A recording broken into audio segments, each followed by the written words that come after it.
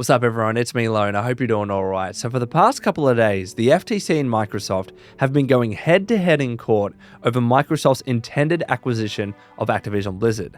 As a result of that, we've seen a bunch of people at Xbox and also Bethesda have to answer questions under oath about their business, which has revealed so much juicy information that we need to talk about, including about Bethesda, Starfield, Elder Scrolls 6, Xbox in general, and even more. In this video, I'll be talking to an article from The Verge that is linked in the description below. They do a great job covering this entire trial, and I'll be pulling some lines verbatim as well because they summarize it really nicely. But I'm not going to be covering everything, just some of the stuff that I believe to be the most juicy. We'll be talking about that, and then I'll be sharing my thoughts throughout. So if you enjoy this video, please like it. I would really appreciate it. Subscribe if you're new. But let's start off talking about PlayStation's Jim Ryan, the head of PlayStation. He had an email that was shared in this trial wherein he essentially admitted that Microsoft's acquisition of Activision Blizzard wasn't about exclusive games at all. In that email, he admitted, quote, "It is not an exclusivity play at all. They're thinking bigger than that, and they have the cash to make moves like this. I've spent a fair amount of time with both Phil Spencer and Bobby Kotick over the past day, and I'm pretty sure we will continue to see Call of Duty on PlayStation for many years to come. I'm not complacent, and I'd rather this hadn't happened, but we'll be okay. We'll be more than okay." This is an absolute bombshell. If you've been following this drama for the past year or whatever it's been, you'll know that PlayStation has been going to regulatory bodies across the world. They've been traveling everywhere and trying to get this deal blocked. And the main cornerstone of their argument has been because they're going to keep Call of Duty off of PlayStation platforms. They're going to keep all of these Activision Blizzard games exclusive to Xbox and obviously PC as well. That's been the crux of their argument and them saying that you shouldn't be approving this deal. You should block this deal.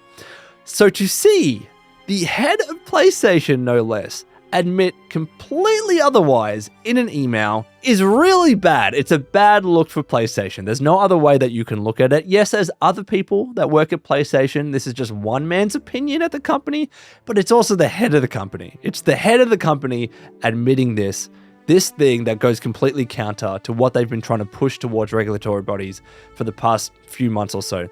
Insane. It's insane to see that. And I think it really does undermine even the FTC's case against Microsoft too. If you're having the biggest competitor saying, no, it's not actually about exclusives, why are we here in the first place? I don't know. Let's move on.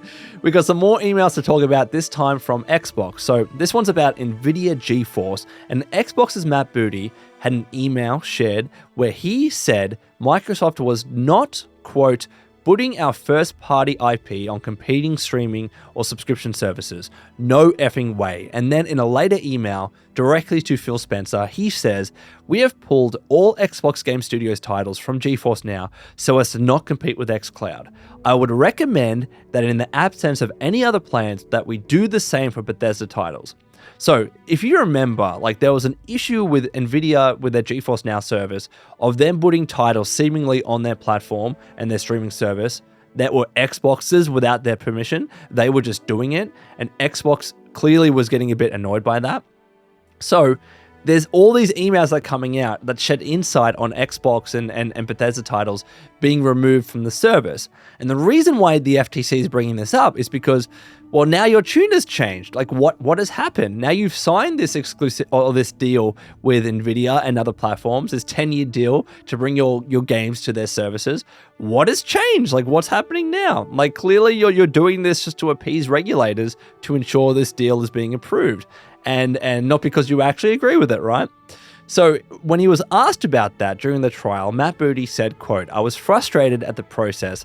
We did not have clear deals in place with NVIDIA for the use of our IP.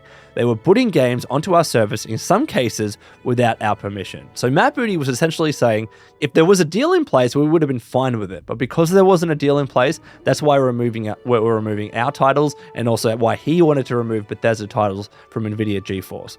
So that does make sense, I'm not going to lie, but technically it still kind of runs counter to their argument about the deal. But anyways, we got to cover more. We can't spend too long on each topic. Next is about Redfall. So up now, it was Pete Hines. Pete Hines got into the stand And he was asked a bunch of questions. Essentially, the line of questioning for Pete Hines was about all the titles that are Bethesda owned that Xbox was keeping off of PlayStation services, right? Because if you remember, they acquired ZeniMax and Bethesda and all their games, and Phil Spencer at the time was like, this is about keeping those titles exclusive to Xbox and PC. So the FTC is saying, well, they're going to be doing the same with Activision Blizzard. Look at what they did with ZeniMax, right, and Bethesda. So the FTC was essentially saying to Pete Hines, you kept Redfall, this big AAA title, off of PlayStation because of the deal, the acquisition that took place with Microsoft. Pete Hines had to admit back to the FTC, quote, there might be some differences of opinion on the AAA part, but that was our intent, yes. It wasn't as polished or as good as other things Arcane has released in the past. So back towards the FTC, Pete Hines was saying, yeah, it was exclusive, but it wasn't AAA. It wasn't as big as we hoped it would be. So it was a really kind of sad admission on Pete Hines' part that Redfall wasn't the title that they wanted it to be, and that the launch was really, really rough, and that it was a pretty, universally panned game across review outlets and also across gamers as well. So that was just like a little bit of a sad part that I saw in the trial that I wanted to mention, but Pete Hines had to admit it, right? Because he was, again, answering questions under oath. Then he also had to refer to the apology he made way back in the day, 2 years ago, about Starfield not being on PlayStation consoles. If you remember, he essentially apologized to PlayStation fans that Starfield was going to be exclusive to Xbox. So again, the FTC brought this up, and in that apology, he said, quote, all I can really say is I apologize because I'm certain that that's frustrating to folks, but there's not a whole lot I can do about it. And the FTC is like, why did you say this? And then Pete Hines said, look, it just bothered me that they were upset. I don't like it when our players are upset about over something that we do. And you know what? Like, I genuinely believe that he was also frustrated that PlayStation fans were frustrated. Like, if you really think about it, yes, Bethesda has always been in bed with Xbox and Microsoft over years and years and years, right? Ever since Morrowind back in the day. But they still have millions of fans on PlayStation that they've been catering to and servicing and communicating with for so many years. So when you form this connection, like in his position with Pete Hines, when you form this connection with a certain subset of gamers, and then to suddenly turn around and be like, well, now you're not getting our next big title from Bethesda Game Studios, I'm certain that Pete Hines was like, well, that must suck for them. He is being genuine there. I truly believe that he's been genuine. Not to mention the fact that he's answering that under oath, but he's a top bloke, he's a good guy, and I'm sure that was also frustrating for him as well. So again, that's something that he had to admit in that trial. Next up, he talked about Starfield, right? And essentially, Pete Hines admitted that if Starfield was also coming to PlayStation 5, we would not be getting it on September 6th. It would not be releasing, and it would probably be delayed even more, because to develop a game for yet another platform on top of Xbox and also PC, it just takes more time.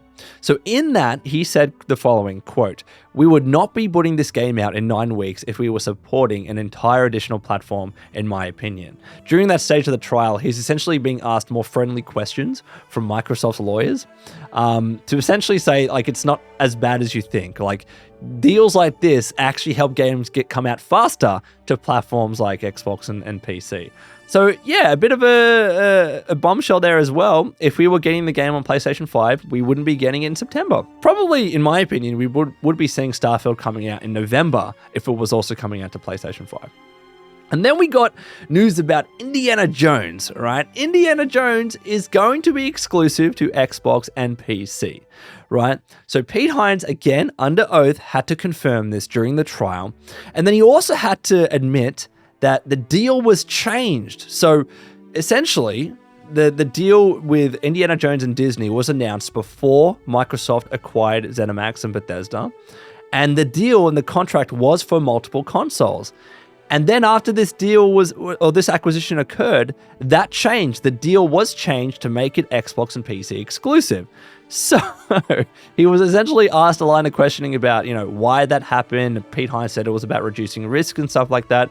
But the juicy bit was that, yes, Indiana Jones, which we haven't heard about in a very long time, is going to be exclusive to Xbox and PC. So I genuinely wonder what had to, how they had to convince Disney and renegotiate the deal to keep it off of PlayStation, because that's a huge amount of money. It's a huge amount of money that's going bye-bye now. But to be fair, Disney's organized those deals before, like, with Marvel and Spider-Man on PlayStation. So it's not completely foreign to them, but it is good to see that we got confirmation, right, about it being exclusive to Xbox. Next up, we got some things about console wars, right?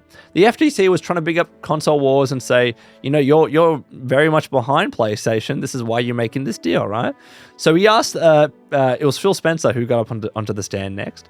He asked Phil, do you think that Microsoft Gaming lost the console wars? And then Phil Spencer responded with, as the console wars is a social construct with the community, I would never want to count us out with our fans. But he does say, quote, we are in third place. We are behind Sony and Nintendo in the console share locally. So Phil Spencer doesn't like calling it console wars. Like, that's more of a community thing. And it is. Like, you wouldn't hear Phil Spencer, Jim Ryan, and other people internally at Xbox and PlayStation refer to it as a console war. A little bit childish, a little bit kiddish, but Phil Spencer is trying to say we're behind these two massive companies. The FTC is trying to not include Nintendo in that equation because it doesn't make their case look as strong. But Phil's like, no, we are definitely behind them. And they are. They are behind them, and they're also behind Tencent and other big companies as well. So talking more about Sony, Phil Spencer does see Sony as a pretty aggressive competitor, saying stuff like, quote, Sony is a market leader with considerable capability and an aggressive competitor. Every time we ship a game on PlayStation, Sony captures 30% of the revenue that we do on their platform, and then they use that money, among other revenue that they have, to try and do things to reduce Xbox's survival on the market. We try to compete, but as I said, over the last 20 years, we've failed to do that effectively. So again, they're trying to show to the FTC and to the court that Xbox isn't succeeding in the gaming space as much as you think we are. We are very much behind PlayStation. We're very much behind Nintendo. So we need to do things like this to kind of keep up. This is good for competition. It's not anti-competitive at all. Next up, we got a bit of an admission from Xbox that Minecraft Dungeons, they were thinking about making that exclusive. So in there, the FTC references a chat between Phil Spencer and former CMO of Xbox, Mark Nichols, and they both considered and actually agreed, apparently, that Minecraft Dungeons should be exclusive to Xbox and PC. But obviously, eventually, it shipped onto PlayStation and Nintendo Switch as well. But they considered doing that at one stage. And again, the FCC is bringing this up to say, you're probably going to do the same with Activision Blizzard titles. And then we got another email, right? Another email coming out. There's so much stuff in this. We got an email between Sarah Bond, Matt Booty, and Phil Spencer about the acquisition of Bethesda and how they wanted to approach it and announce it. And so in there, Phil Spencer wrote, quote, I want us to be bold in our announcement of the Bethesda close and focus on Bethesda on Xbox. I want us to get comfortable with saying the acquisition of Bethesda is about making Xbox stronger. Our focus with Bethesda will be on the Xbox ecosystem. So that, again, the FTC is bringing this up and saying, this is about exclusives for you, isn't it? Alrighty, the big one, Elder Scrolls 6. This came up in the trial, and there were two topics in particular which were talked about when it came to this title.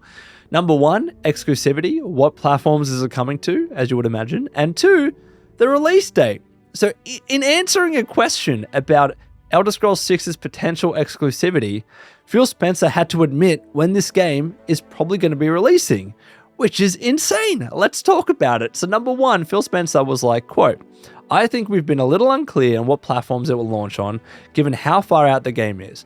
It's difficult for us right now to nail down exactly what platforms that game will launch on. As I said with Elder Scrolls 6, it's so far out, it's hard to understand what the platforms will even be at this point. It's the same team that's finishing Starfield, which comes out this September. So there, Phil Spencer was like, look, we don't know if it's going to be exclusive to Xbox and PC. It's releasing so far away, we haven't even had that discussion. And again, under oath, he can't be lying here, otherwise there's big consequences. So they haven't had that discussion yet, even though they obviously acquired ZeniMax and they said publicly this was about bringing exclusives to the platform. And we've seen Redfall be exclusive. We're about to see Starfield be exclusive. They haven't had that discussion yet internally in Microsoft. If there was an email, we would have seen it in this trial. And to kind of bolster his argument, Phil had to say that it's so far away. In fact, it's 5 years away. Specifically, he said, quote, so we're talking about it being likely 5+ years away. So all I want to say is, I told you so. I was right. In my previous videos, I said we're probably getting Elder Scrolls 6 5+ years after Starfield releases. So now it's 2023. 5 years is 2028. We're going to be getting Elder Scrolls 6 potentially in 2028, if not longer, because he did say 5+ years away. To the people that said I was crazy and that it was going to be releasing 3 years after Starfield, you're wrong.